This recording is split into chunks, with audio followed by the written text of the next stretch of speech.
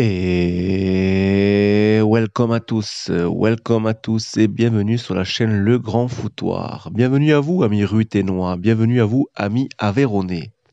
On se retrouve donc pour parler du match entre le Rodez Aveyron Football et Le Havre. Score 1-1, score de parité, match nul 1-1, Rodez contre Le Havre. On va revenir comme d'habitude un peu plus en profondeur. C'est parti. Rodez qui concluait une semaine à 3 matchs avec du coup un troisième match nul consécutif qui malheureusement ne fait pas tant que ça les faveurs de nos Ruténois, de nos Aveyronnais préférés puisque Rodez menait 1-0 grâce à une frappe de Le Borgne détournée par un joueur du Havre dans son propre but. Rodez qui maîtrisait son match mais qui a eu tellement d'occasions, mais qu'est-ce que c'est rageant, j'ai beaucoup de regrets. Je vous dis, avant de faire cette vidéo, bien entendu, comme je fais régulièrement, Rodez était en train de gagner, je me suis dit, ah, c'est super bon résultat, le maintien est vraiment pratiquement acquis. Et non, on a eu beaucoup d'occasions, mais vraiment franches, des contre-attaques vraiment très intéressantes, bien jouées, mais la finition... En ce moment, la finition n'est pas pour nous. On manque de tueurs devant le but. Et puis en plus, cette occasion avec ce poteau de Dembélé.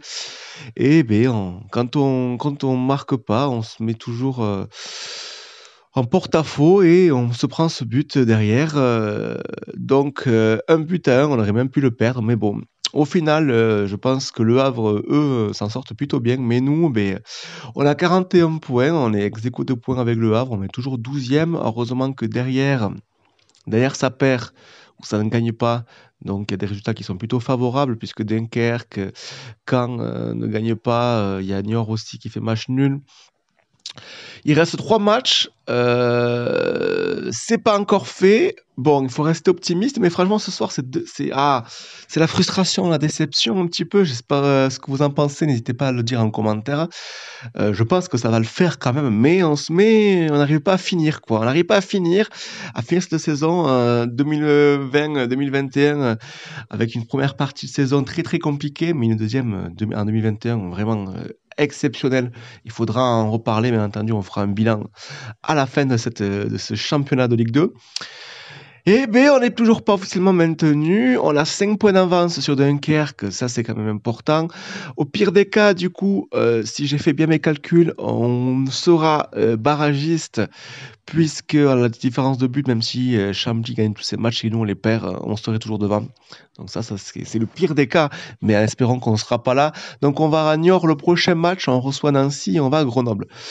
3 matchs, on a encore le destin entre nos pieds, entre nos mains, donc il faut pas lâcher, mais c'est frustrant parce que les efforts des joueurs, honnêtement, ce soir, franchement, à part les regrets, mais je pense que les joueurs sont d'accord avec moi, le staff et l'entraîneur, tout le monde est d'accord qu'il y a beaucoup de regrets, mais ils ont fait un bon match, il faut dire ce qui est, on a fait vraiment un bon match.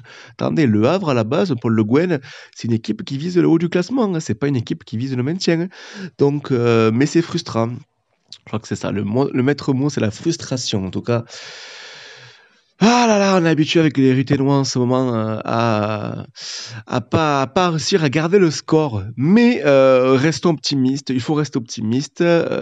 On n'a pas peur, on a 5 points d'avance, on va se maintenir. Le plus tôt sera le mieux, mais bon, s'il faut que ça soit le prochain match ou à la fin ou à domicile contre Nancy, mais pourquoi pas. En tout cas, on croise les doigts, on lâche rien, on reste unis et forts. Ça va le faire, les gars. Franchement, ça va le faire. Il faut qu'on le fasse. Pour plein de raisons, ça va le faire. D'ailleurs, oui, une petite aparté. Nous avons notre joueur Doulin qui est blessé et qui ne fin de saison. Et ça peut avoir une conséquence, hein, même si au milieu de terrain, on a Boissier, notamment, ou Ruffo, ou Le Borgne qui font le taf. Je l'ai trouvé d'ailleurs très intéressant ce soir aussi, avec aussi le retour de Roche aussi qui fait plaisir. La défense n'a pas été, on n'a pas eu concédé beaucoup d'occasions, hein. Même au niveau des statistiques, on est vraiment pas mal. On tire 11 fois au but, si je crois bien, mais on cadre pas assez, quoi, malheureusement. Enfin bref, allez, je pense qu'il faut voir toujours le verre à moitié plein, plutôt que le verre à moitié vide. En tout cas, merci de m'écouter, de suivre la chaîne Le Grand Foutoir chaque jour un peu plus. N'hésitez pas à dire en commentaire ce que vous avez pensé du match et également ce que vous voulez sur la chaîne. On se retrouve très prochainement, donc du coup sur YouTube. N'hésitez pas à checker ça. À bientôt, prenez soin de vous en ces périodes compliquées. Allez les Ruténois, allez, allez.